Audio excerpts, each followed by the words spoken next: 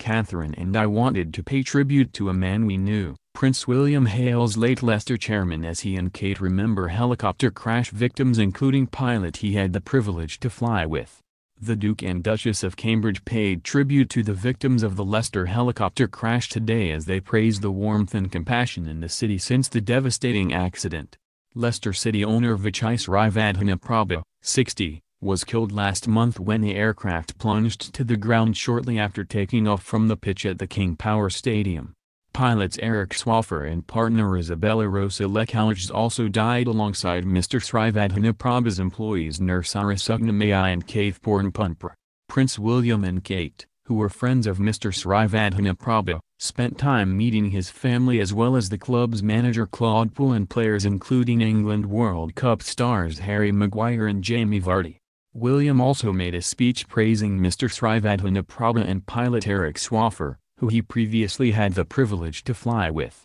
William counted Mr. Srivadhanaprabha as a personal friend and knew him through his role as president of the Football Association as well as a fellow polo player. The royals were taken to an area near the stadium containing the huge amount of floral tributes left to the victims near the stadium, where they stood in solemn silence to pay their respects. Kate then laid down a bouquet herself as the couple's own contribution. William and Kate then spent time talking to volunteers who helped set up the shrine to the victims, including one who revealed the prince told him one of his last conversations with the late Leicester chairman was about arranging a game against his beloved Aston Villa. Speaking to volunteers who had been invited to the club in recognition of their work to relocate flowers and other tributes to a dedicated site, she was asked how Prince George, Princess Charlotte and Prince Louis were doing. Kate told one well-wisher, "They are great, thank you." Season ticket holder Fiona Sturgis said, "Kate said that William was playing football with the children last night and one of them said, I think it was George, 'Are you playing football tomorrow, Pops?' Mimicking the Duchess's eyebrow raise, she added, she said no." William also gently poked fun at his wife, telling the fans, "I hope she's talking non-football." Sturgis added, he said one of his last conversations with Vichai he had wanted to arrange a Leicester vs Aston Villa game. Explaining why they had been invited to the event, club member Claire Plimmer, 47, said, "We spent about 5 hours helping to move all the tributes here. We tied the scarves, lifted flowers, folded the shirts. I'm so proud to be part of the club and the Leicester City family. We wanted to say give something back to someone who has given so much to us. It's a real honor to have met them." Kev Butler, 51, said, "We came to pay our respects to the best person that could happen to our city and our club. I've been a supporter since 1961. It's my club and for the last 5 years the dream has come true." He and former colleague Paul Groves, 67, showed the Duchess their commemorative black and white scarves, which read "Mr. Chairman." He said, "She was just sharing the compassion with everyone. She seemed to feel it, she looked quite emotional, she felt what we were feeling." Millie Carter, 17, who was with her mother Anne-Marie, said of the Duchess, "She's very caring. She genuinely wanted to talk to us. The fact that they took the time out to visit us, they didn't have to talk to us at all. It was a fantastic surprise." Inside, the couple had a private lunch and met first responders who were called to the scene of the crash, which happened shortly after Leicester's home tie with West Ham. Ayawad Srivadhanaprabha then took them out through the director's box to look out over the pitch, where the helicopter carrying his late father took off on its fateful last flight. A sign on the big screen read, "A warm LCFC welcome to their Royal Highnesses, the Duke and Duchess of Cambridge." They also privately met relatives of the 4 other victims of the disaster, before hearing about some of the local charities supported by the club and its late owner. They met representatives from the Leicester Hospital Charity, Laurel's Hospice, the Rainbow's Hospice for Children and Young People and newly renamed Vichai Srivadhanaprabha Foundation, which was formerly the LCFC Foxes Foundation. After buying Leicester City in 2010 when the club was still in the Championship, the billionaire owner not only oversaw their fairy tale rise to the top of the Premier League in 2016, but also helped to raise millions for local charities and the community. At a stall for Rainbows, the Duke was shown a newspaper clipping of his father the Prince of Wales, opening the hospice in 1994. "That is not a good photo," he joked. "Is that the best photo you could find?" Remembering the club's owner, he added, We knew Vichai quite well anyway. It was all quite shocking. We knew how important he was in the community, how he was doing his bit, and said we have got to say hello, say how everyone is getting on. He was the gel, the glue, of the community. There aren't many owners in the world who have done what Vichai has done here. If only more owners took his example of how to benefit the community, be involved. It's an amazing example of community, it really is. Referring to one of the fans he met outside, he said, "We met someone outside who is a season ticket holder since 1958. I said, you must have had some dodgy seasons, and he said yes. Until the family came along it was a bit up and down." Speaking to representatives from the Vichai Srivadhana Prabha Foundation, Kate said, "It's amazing that the club is such a part of the community." Thanking the Duke and Duchess for visiting the club, Chief Executive Susan Whelan told them, "This will bring great comfort to those who are grieving." Then the Duke addressed players, supporters, staff and management at the club. He paid tribute to the late owner and the 4 others killed, including pilot Derek Swaffer, adding that he was a man I had the privilege to fly with in the past. William also praised the club's supporters and the community for rallying around in the aftermath of the disaster. Before leaving, the royal couple were presented with boxed LCFC kits for each of their children and a statue of a silver fox, to represent the club's mascot. The Duchess was presented with a posy of flowers by 5-year-old Isla Jesson, who is a patient at Leicester Royal Infirmary. Isla, who has type 1 diabetes, wore a pink furry coat. Her proud mother Joanne, 39, said, "Kate said that her daughter Charlotte would love her coat. She wears an insulin pump, so I was hoping she wasn't going to beep during the speeches. But I'm so proud of her." In his speech at the stadium, William said, "We knew Vichai as a man who cared deeply about his family and also his community. He of course was a man of wealth, but that wealth did not leave him disconnected from those around him. He believed in giving back." Catherine and I also wanted to come to Leicester because of what the people of this city, and fans of this club, have shown us all over the last few weeks. In 2016, this football club did something that should have been impossible. Against odds that are now the stuff of legend, you took on the Goliaths and superstars of the world's most famous football league. In powering past them all to win the title, you wrote the best underdog story in the history of modern sport. And when the man that led this club to victory died so tragically, the people of this city revealed with their outpouring of admiration, that they too shared much of the character that was so central to who Vichai was. William and Kate began their day by visiting the tribute site near the stadium to pay their respects to those killed in the accident. Mr. Srivadhana Prabha's son Ayawat, vice chairman of the club, greeted the royals with his mother Ayman and sister Arunru. William clasped Top's hands warmly and spoke to him at length, as did Kate, elegant in a Catherine Walker coat. They then met a receiving line of Leicester players including England striker Jamie Vardy and goalkeeper Kasper Schmeichel, who witnessed the crash and had to be held back from running towards the flames to try to help.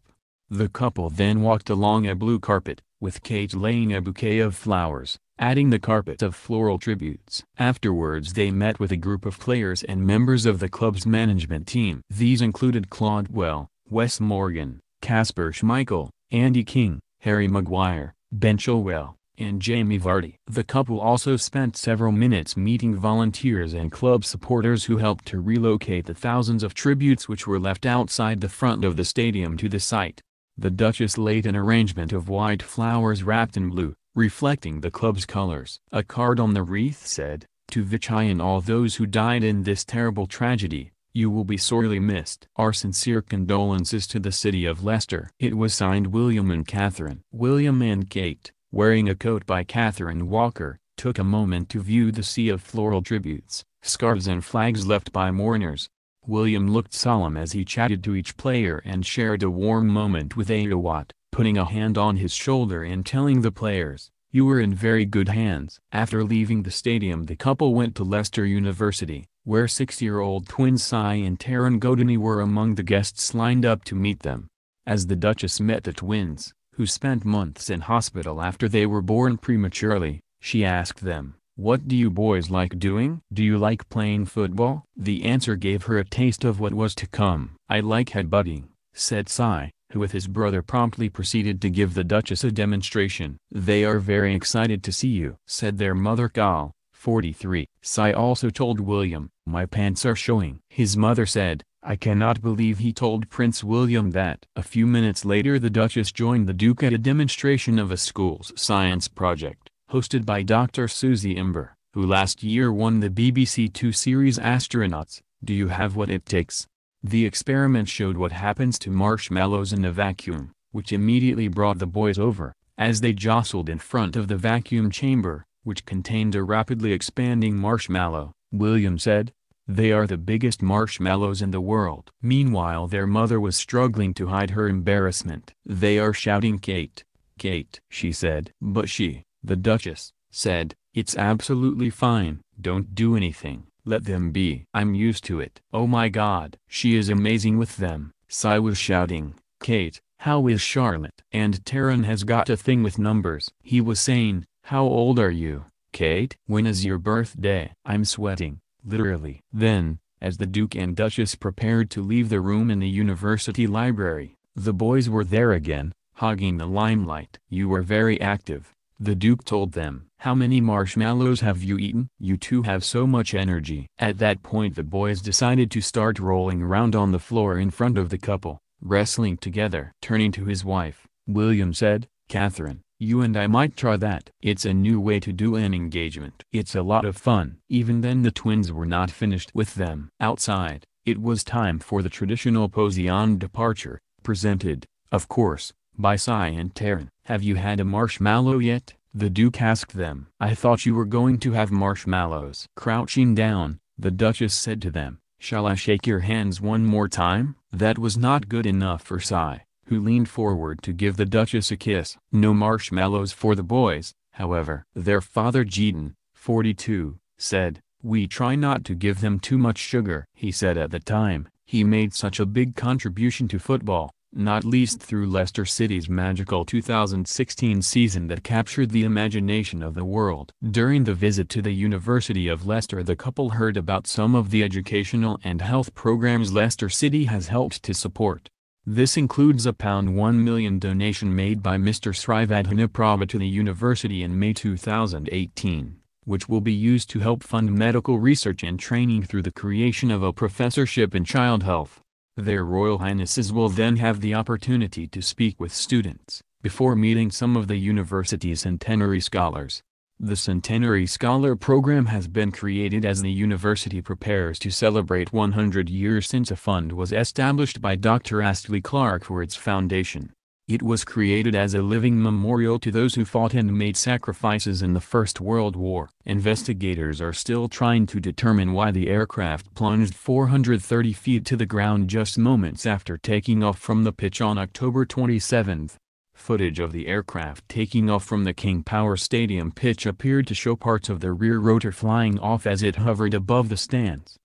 But the Air Accidents Investigation Branch, AAIB, says it still has not identified the cause of the crash, although it appears the helicopter turned sharply right when the pilot was using the left pedal and did not respond to his command. The AAIB's preliminary report also says that its investigation of the tail rotor system is being carried out as a priority. Instead of crashing into the stands and hospitality areas, it came down on empty land 200 yards from the stadium before erupting in a fireball. It avoided busy roads and the last of the 31,000 fans still in the area along with dozens of police officers. Experts suspect the tail rotor failed, sending the £6 million Augusta Westland AW169 into a dead man's curve that even the best pilot would not have been able to handle. Season ticket holder Fiona Sturgis said, "Kate said that William was playing football with the children last night and one of them said, 'I think it was George, are you playing football tomorrow, Pops?' Mimicking the Duchess's eyebrow raise, she added, 'She said no.'" Aston Villa fan William also gently poked fun at his wife, telling the fans, "I hope she's talking non-football." During today's engagement Kate again showcased some of the tweaks she's made to her wardrobe since returning from maternity leave, for a more regal look befitting a queen in waiting. For today's visit, the Duchess wore a recycled Catherine Walker coat dress, previously seen when she joined the Queen for Sunday service at Balmoral in August this year. Although she's always been known for thriftiness, Kate's upped the ante since returning to royal duties in early October, re-wearing old outfits on 9 out of 14 engagements. Again, she departed from her favorite clutches and took a leaf out of the Queen's book by carrying a handbag instead. Kate debuted a nude version of the Aspinall of London Midi Mayfair bag on a visit to the Global Ministerial Mental Health in London last month, but it's the first time she's been seen carrying the black croc version. The Duchess wore her hair swept back for the visit in a neat ponytail, fastened with a black velvet ribbon. She opted for the same catwalk-inspired style when she visited UCL 2 weeks ago. Kate's grey Catherine Walker coat dress was first spotted on the royal as she travelled to church with the Queen at Balmoral in August. It was one of the rare glimpses fans got of the Duchess over the summer as she took time out from royal duties after having Prince Louis in April.